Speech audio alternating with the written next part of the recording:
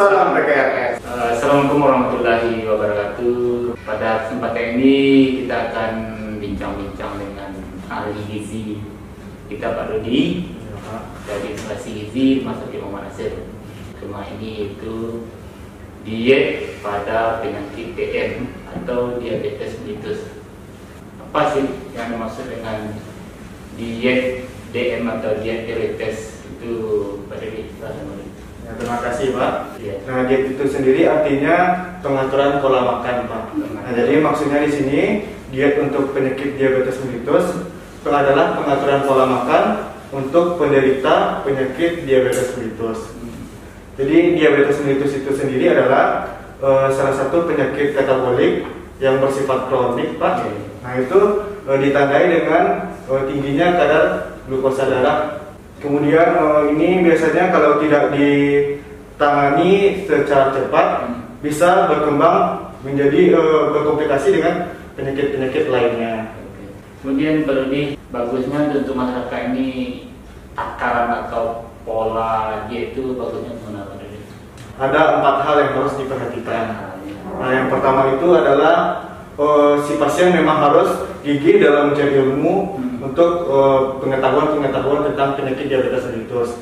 Jadi edukasi pasien harus tinggi dengan ini. Kemudian yang kedua, si pasien harus melakukan aktivitas fisik atau olahraga setidaknya Pak dari selama 30 sampai 40 menit dalam satu hari.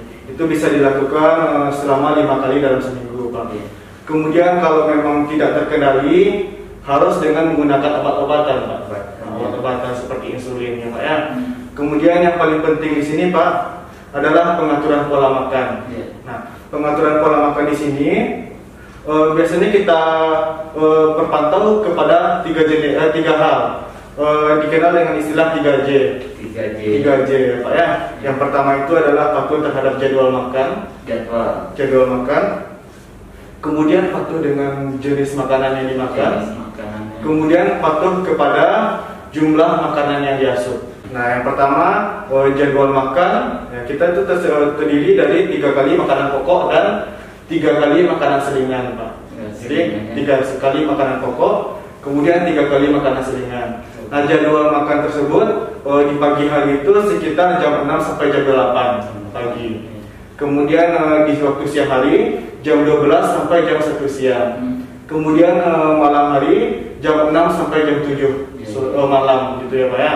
Nah, itu adalah jadwal-jadwal makanan pokok. Kemudian jadwal makan selingannya di jam 10 pagi, jam 4 sore atau jam 9 malam kalau beliau belum tidur.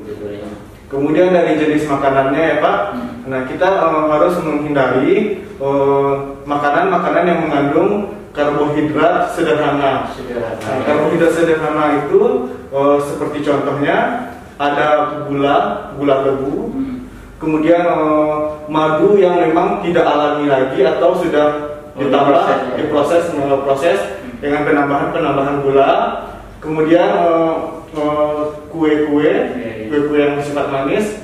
Kemudian harus memperhatikan juga Pak kadar natrium atau garamnya ya Pak ya. Nah, garam di sini tidak boleh lebih gitu ya Pak ya, tidak boleh lebih. Nah, kemudian jenis makanan yang harus dihindari juga. Kemudian makanan yang mengandung tinggi dengan kolesterol atau minyak-minyak atau lemak-lemak yang jenuh atau yang jahat istilahnya gitu ya Pak ya. Lemak jenuh. Nah, contohnya di sini ya Pak ya.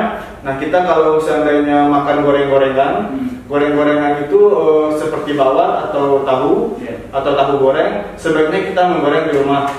Kemudian jumlah makan ini gimana nih? Nah, jumlah makan itu ya Pak ya, itu tergantung dari kondisi dari pasien itu sendiri ya Pak. Nah, biasanya kalau penyakit diabetes mellitus itu mempunyai beberapa jenis diet. Yang pertama itu diet 1100 kilokalori, 1300 kilokalori, 1500, 1700, 1900 dan 2100 kilokalori. Nah, jadi itu tergantung kepada faktor aktivitas dari si pasien, kemudian daripada masa metabolik rate-nya, atau kemudian dengan faktor umurnya. Jadi tergantung dari individunya masing-masing. Iya Bapak, Ibu, Saudara yang mungkin berobat ataupun berkunjung ke rumah sakit kita, Masjid Muhammad Nasir, silakan Bapak Ibu boleh langsung menanya atau konsultasi dengan ahli gizi kita ya Pak Dodi. Di bagian gizi ada brosur-brosur atau peraga-peraga yang nanti disampaikan oleh Bapak Dodi sendiri atau teman-teman yang ada di instalasi gizi. Mungkin itu saja Pak Dodi.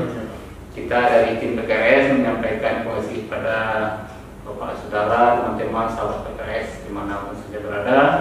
Ingat Bapak-bapak atau teman-teman yang menderita MPLM, rumus 3J ini yang terbaik dari yang paling penting itu 3J, yaitu patuh terhadap jadwal makanannya, kemudian perhatikan jenis makanannya jenis makanannya, kemudian lihat jumlah atau takaran makanannya. Demikian, mohon maaf atas segala kekurangan. Wabillahi taufiq. Assalamualaikum warahmatullahi wabarakatuh. Salam PKRS.